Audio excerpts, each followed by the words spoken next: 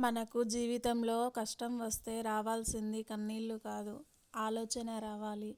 ఆ కష్టాన్ని తట్టుకునే మనోధైర్యం కావాలి. Please like and subscribe.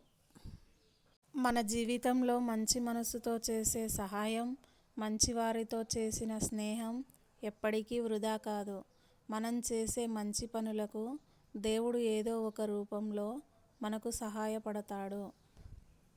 నీకు ఆరోగ్యం బాగాలేదు అని చెప్పి చూడు. కొంతమంది బంధువులైనా వచ్చి చూస్తారేమో కానీ అదే ఆర్థికంగా బాగాలేదు అని చెప్పి చూడు, ఒక్కరు కూడా వచ్చి నిన్ను చూడరు. ఎందుకంటే మనం వాళ్ళ నుండి ఏమన్నా ఆశిస్తామని భయం. అప్పటి వరకు మనతో బాగున్న తోబుట్టువులు కూడా దగ్గరికి రారు. మగాడు లేకపోయినా స్త్రీ బతకగలదు. ఎందుకంటే స్త్రీకి ఆత్మవిశ్వాసం ఎక్కువ.